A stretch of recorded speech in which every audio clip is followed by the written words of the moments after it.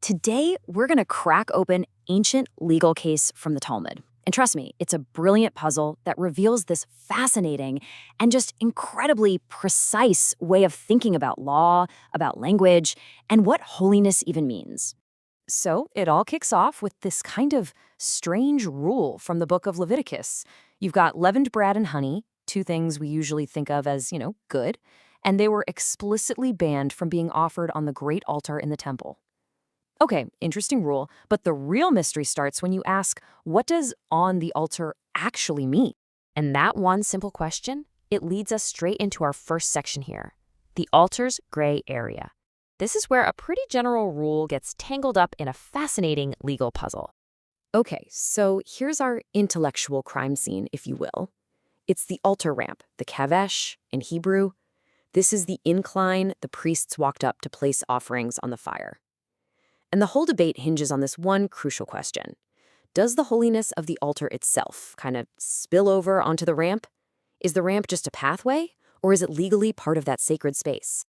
And that brings us right to the heart of the puzzle. Let's say a priest places some of that forbidden leaven, not on the altar fire itself, but just on the ramp leading up to it.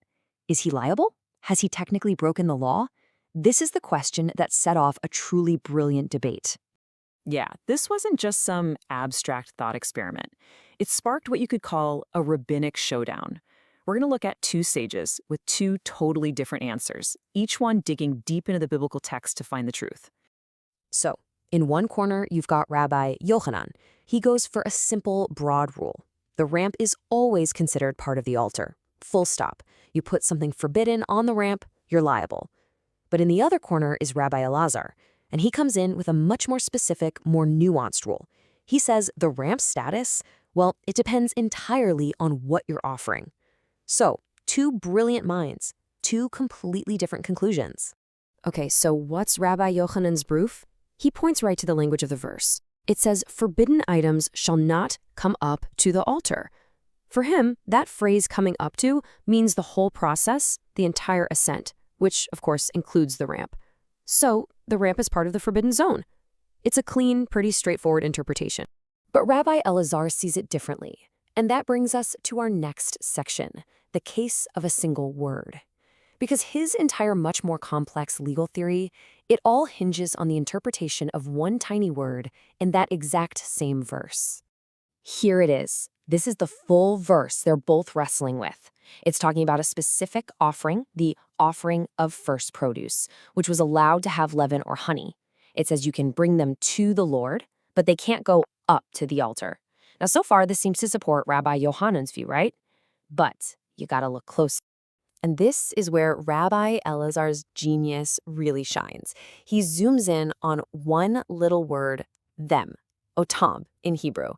For him, this is not just some generic pronoun. No, this is the key piece of evidence. This is the smoking gun that unlocks the entire puzzle.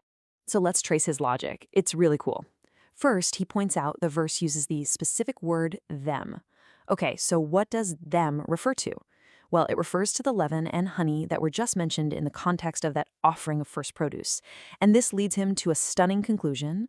The ramp is only considered part of the altar for those specific items.